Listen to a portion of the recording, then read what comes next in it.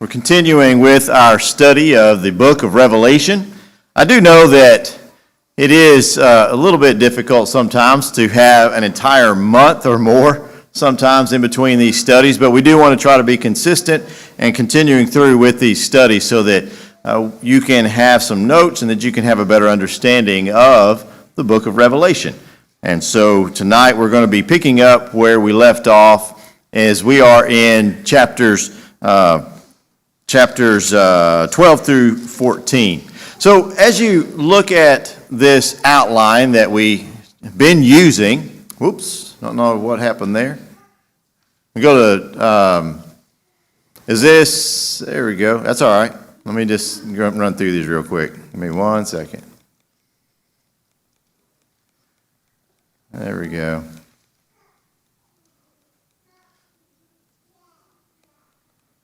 All right. Did I open this one? Is that the one that I had open? Technology. You never know with technology. So it should say chapters 12 through 14. I just updated it this afternoon. Are they in the Dropbox?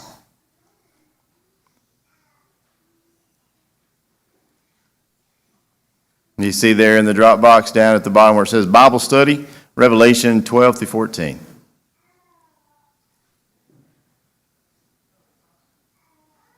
There we go. All right. Thank you so much. Y'all need to be sure and hug the necks of all of our PowerPoint operators. I'm always making it difficult for them, so they do a great job up there, and we appreciate y'all. All right, so chapters 12 through 14. So going back, this is that outline that we've been using. You can divide the book into 7 different segments. It's a good way to remember what the book is about. And as we've said many times, it is a repetition of the time frame from the time of Christ's first advent until his second advent. 7 times we're going to recount that same exact time frame from the time that Jesus came the first time to the time that Jesus comes again.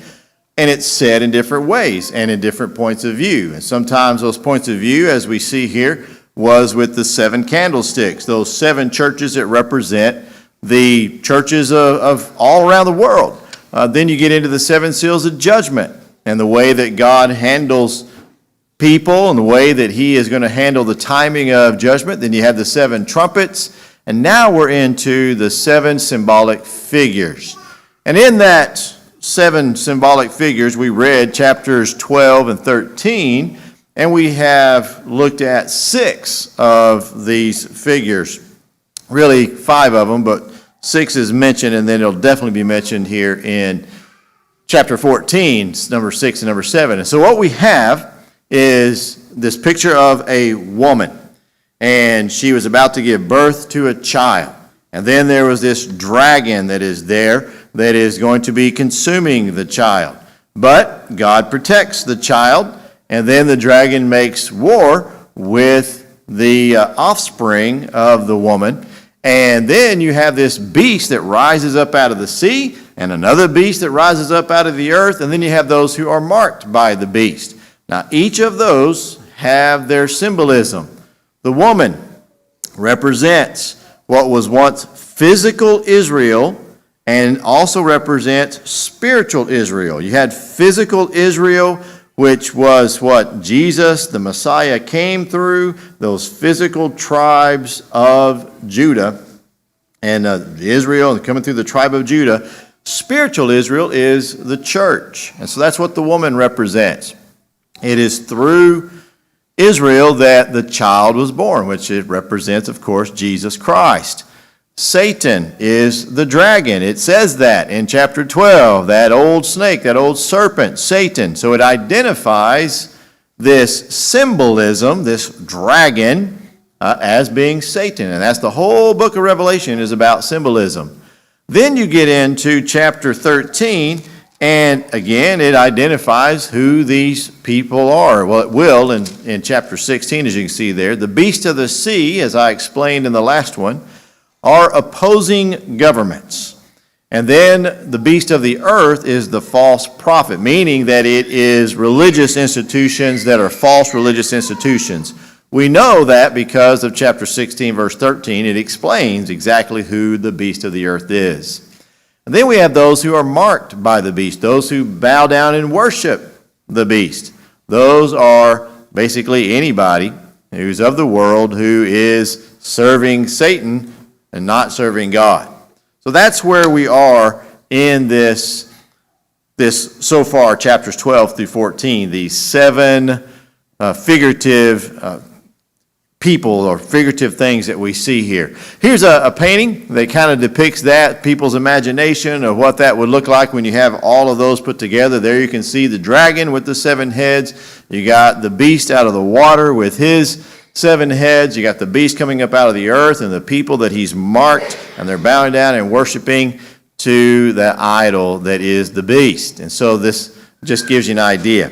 Now, we're about to read chapter 14, but before we read chapter 14, in order to understand Revelation, you need to understand that there are different ways that people interpret this book. This is why maybe your neighbor looks at Revelation completely different than what I'm saying.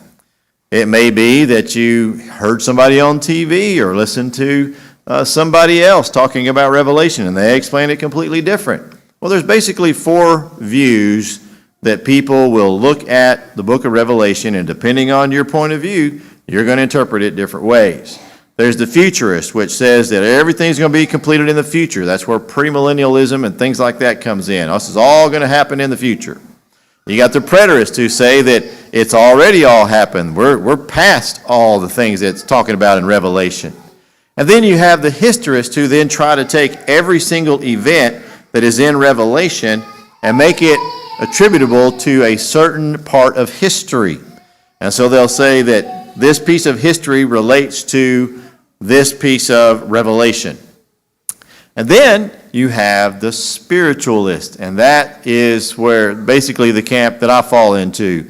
And that is that these are reoccurring things. They have a spiritual meaning to them. And that's what I'm going to show you in what we're about to read.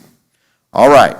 So in order to understand who we're talking about in chapter 14, I want you to understand why the writer writes these down, John, in this vision, and what the people would have understood.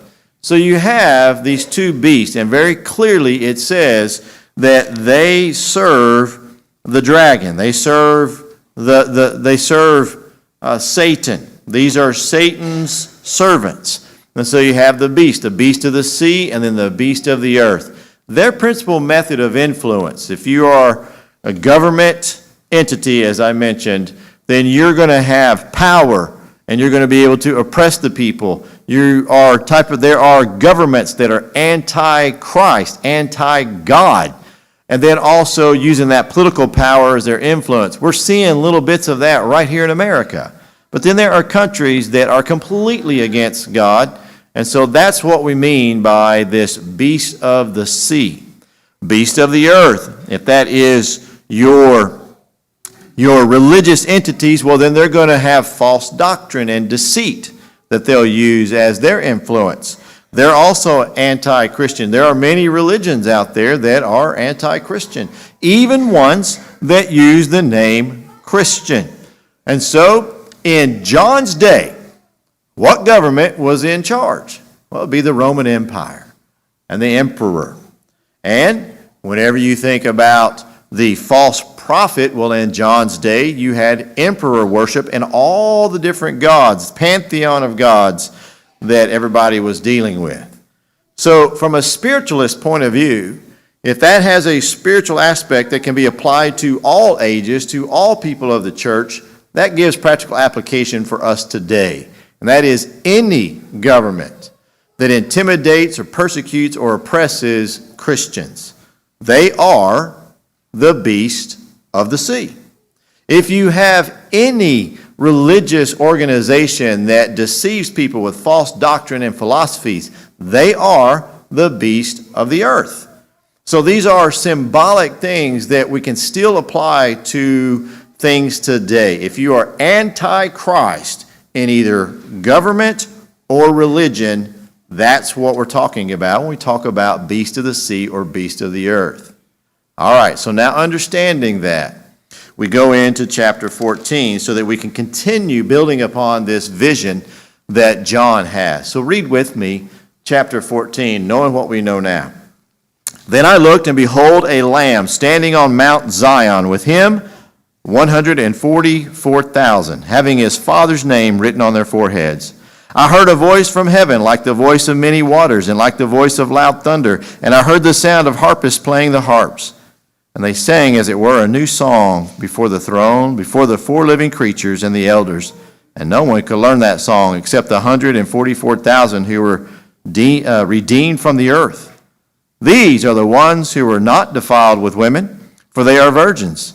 These are the ones who follow the Lamb wherever he goes.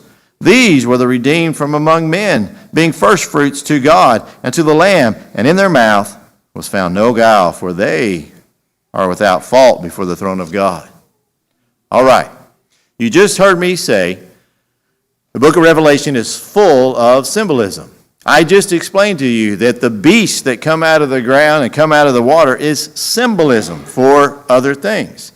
The Bible itself in chapter 12 says that the dragon is symbolism. So what is the key word you keep hearing coming out of my mouth? Symbolism.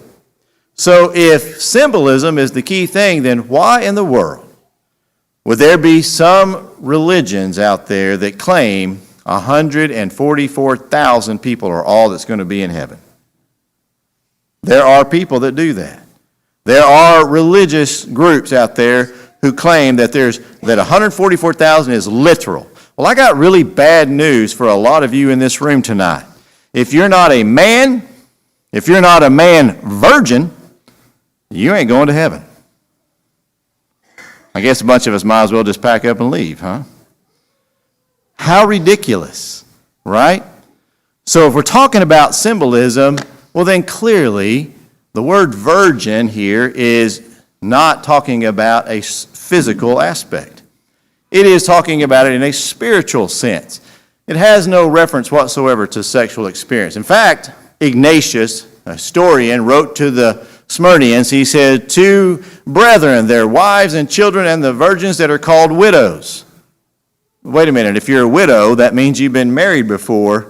So clearly, we're not talking about something that is physical. We're talking about what the New Testament says often, that being a chaste virgin means being a faithful Christian. And all the ancient Christians of this time would have perfectly understood that. So, the 144,000, what are we talking about? Go back, keep your finger here, go back with me to chapter 7.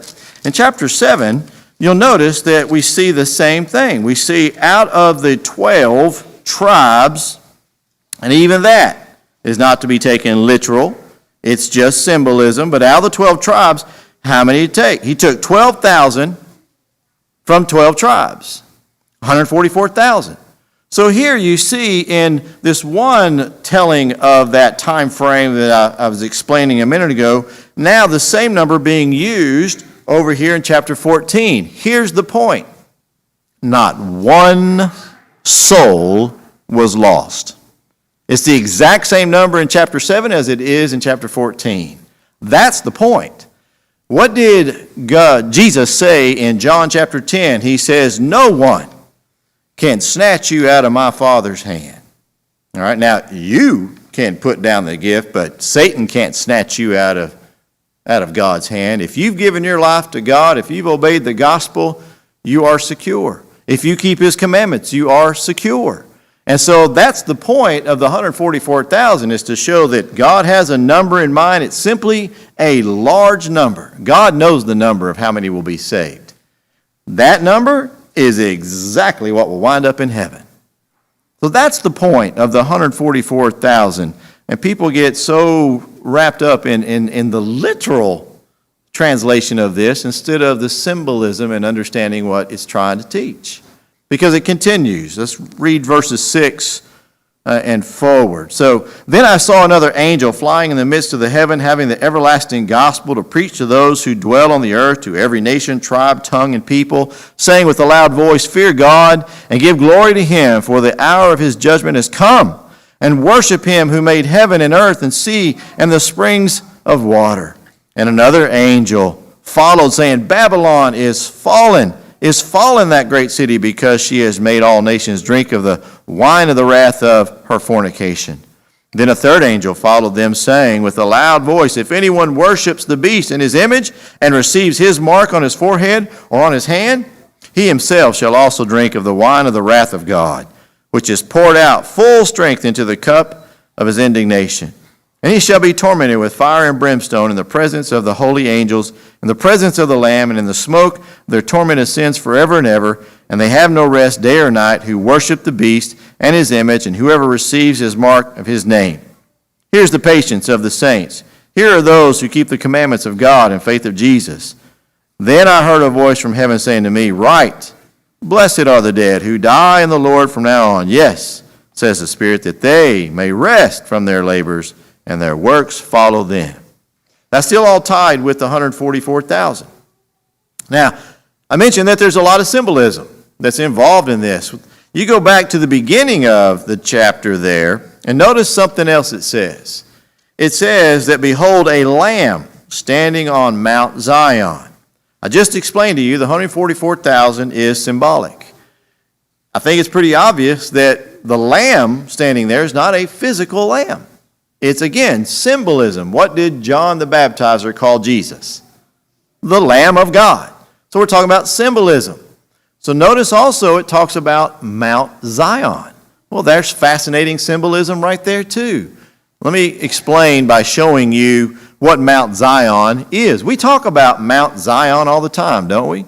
You hear that, oh Zion, lovely Zion. We have camps named Mount Zion. Everything's Mount Zion. But what is Mount Zion? Well, Mount Zion is in Jerusalem, the holy city of God. Here's a artist depiction of what Jerusalem would look like, looking at it, looking from the west, looking back east. So what's closest to it here is the Mount of Olives, and then you see a valley, and then you see going up the other side over there is another hill going up. That's the city of Jerusalem. That is Mount Zion. Now, let me show you another way. So if we take a topographical map and turn it sideways, so now you see the Kidron Valley. You've heard Richard and me talk about the Kidron Valley. That's that valley in between the temple and the Garden of Gethsemane. And then you see that rise, if you know how to read topographical maps, Mount Moriah. That's where the temple is located. That is where Abraham went to sacrifice Isaac. It's where David bought the threshing floor and built the temple. And then across and I never can say this right, the Tyropoeon Valley, you have Mount Zion.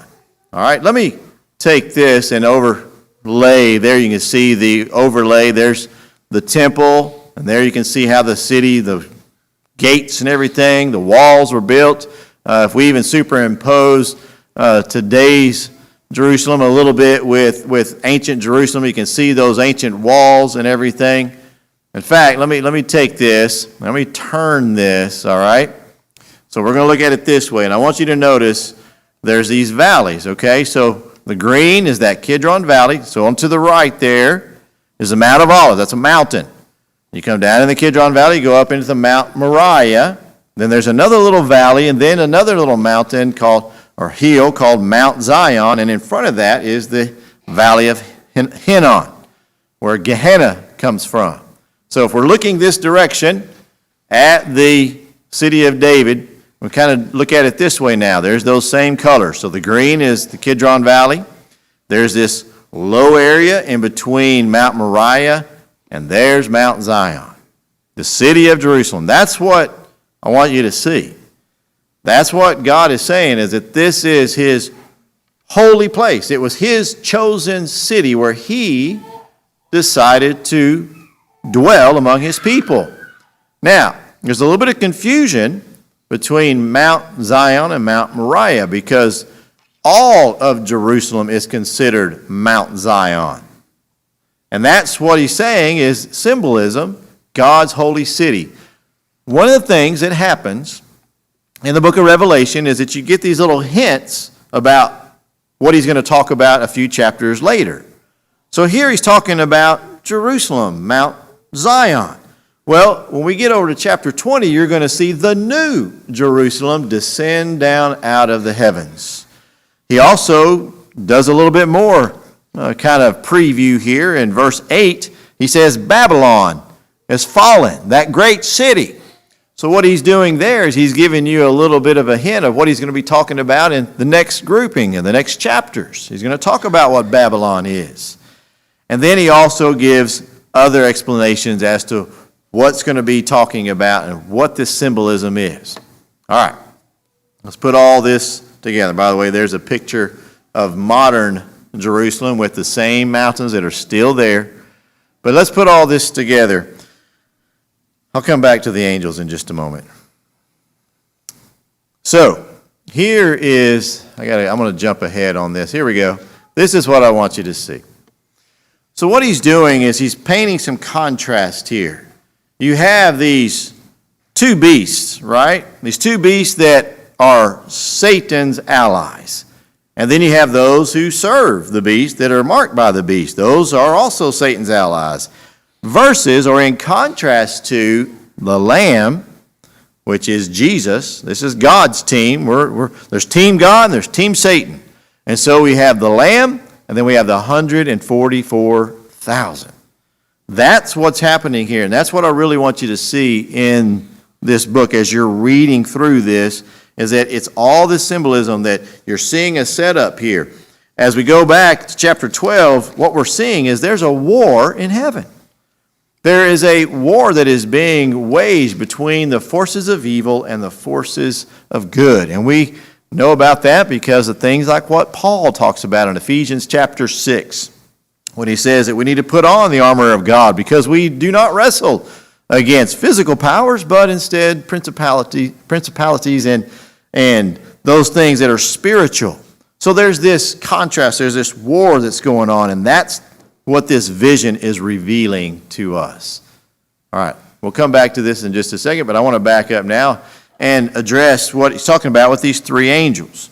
The third angel, you see this angel, I saw an angel flying in the midst of heaven, the everlasting gospel. So what's happening here is we have now progressed from the first advent, the first coming of Jesus, to now coming up to the second coming.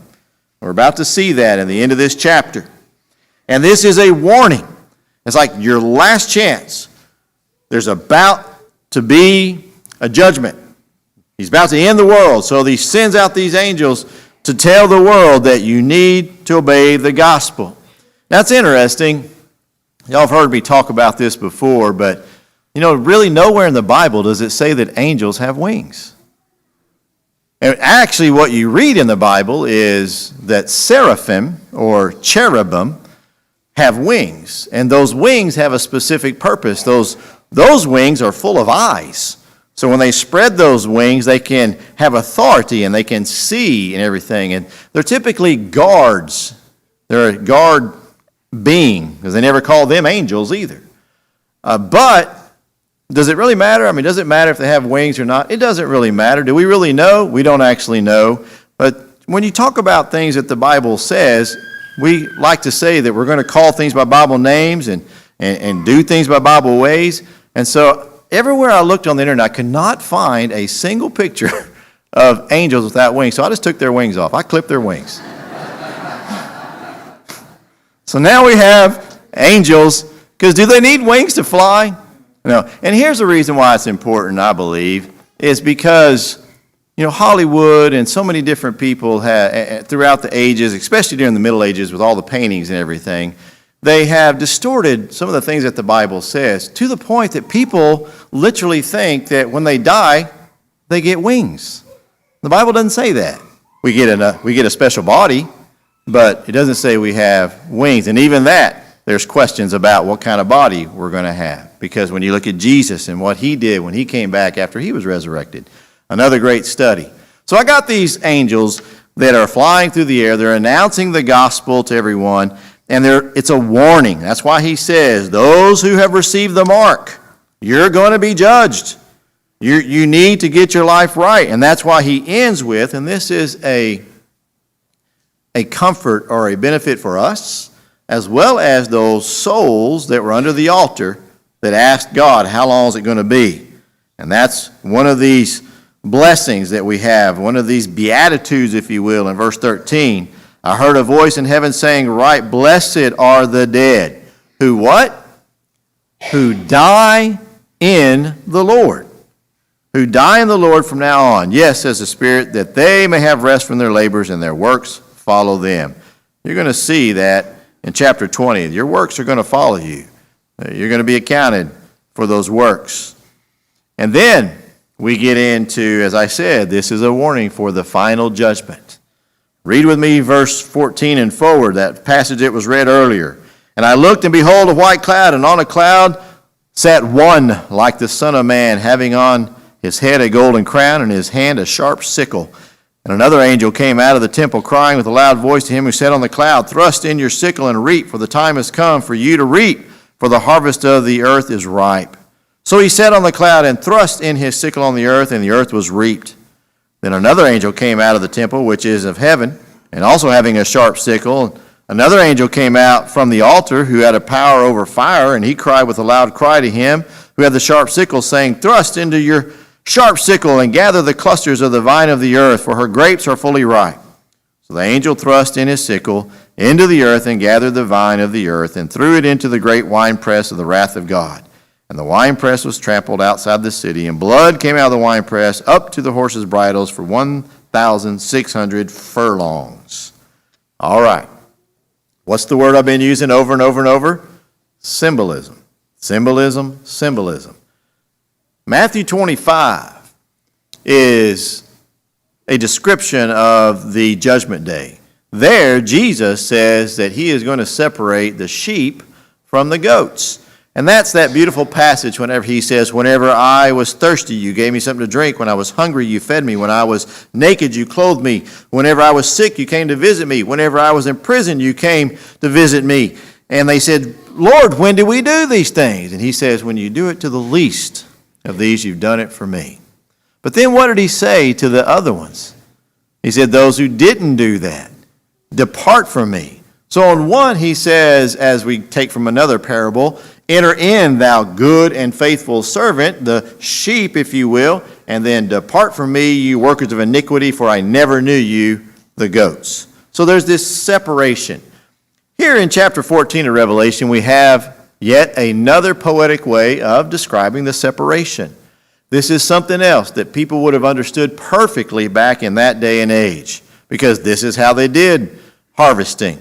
You know, I don't know if y'all know this or not, but you know who invented the harvester, right? Do y'all know who that was? It was Eli Whitney. Do y'all know we have an Eli Whitney here with us? He's sitting right there. The man who invented, I just had to say it, Eli, sorry.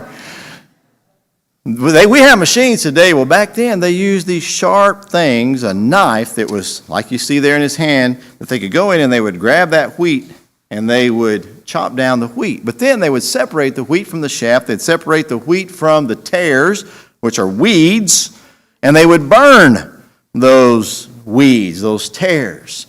And so this is another picture of the judgment day. Whenever Jesus comes back, notice who it is that's sitting on the cloud, just like Paul says in 1st and 2nd Thessalonians that he is going to come, and there's going to be this great shout, there's going to be the trumpet sound, and those who are dead will rise up and go before us, and then we all will go and meet him in the cloud. Those who are saved and those who do not obey the gospel will be judged.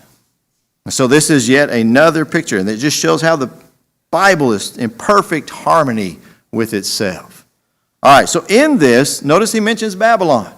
There's that other one that we were missing. There's your 7 symbolic figures. And as I mentioned, we're going to talk about Babylon a whole lot more, and that is also a comparison. If we go now and look at this comparison, we have the 2 beasts. We're looking at Satan's allies. You got the 2 beasts.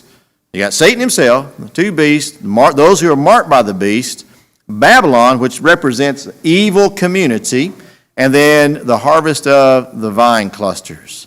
Then on the other side, you have God's ally, God and his allies, the Lamb, which is Jesus. You have the 144 sealed. You have his holy community, which is Mount Zion. Are you seeing how this is all lining up now? And then the harvest of the first fruits.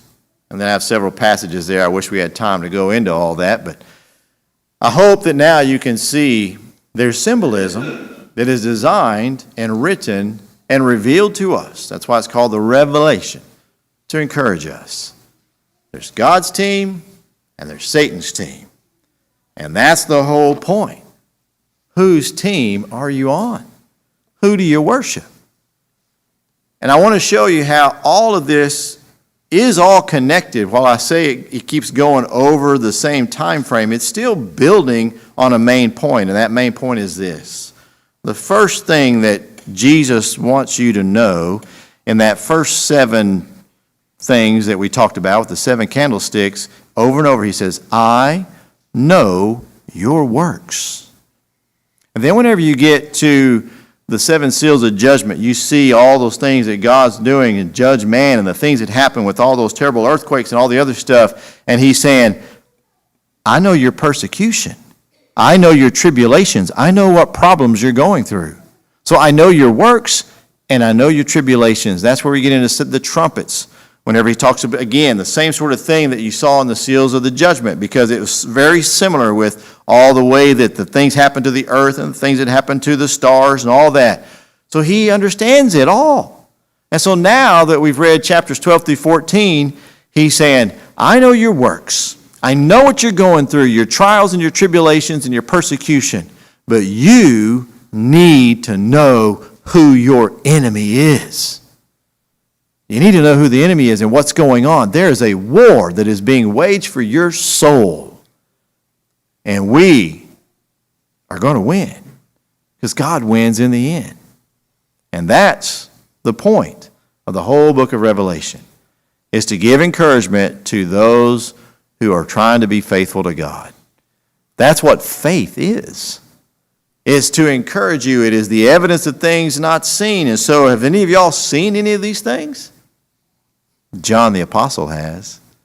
And that's why he was told to write these down, so that it will encourage us to read these things, not to be fearful about beasts, be fearful about getting stamped in the head. Remember last time it was Barney. We figured out it was Barney, right? I fooled Matthew on that one. I had him going there for a while. It's about being faithful. That's what you'll see over and over. Revelation 2, verse 10, be faithful until death, and I'll give you the crown of life. So where are you in your Christian walk? Where are you in your faith? You know, it can be discouraging. The people that this was written to were going through some very tough times. And I know that this encouraged them to keep persevering, keep going forward, because God wins in the end. Yes, we're fighting Satan, and he's strong, and he's hitting us from every angle, from governments, from false religions, from everything else. But we have to have faith. We have to stay strong. So I hope it encourages you as much as it did them. And I hope it'll help you think about where you are in your life right now. We're going to sing a song of invitation. And if you need to obey the gospel, if you need to put on Christ in baptism so that you can be a part of his family, so that you can be part of that judgment day and hear those words, enter in, thou good and faithful servant. I hope that you will take advantage of this opportunity this evening as together we stand and sing.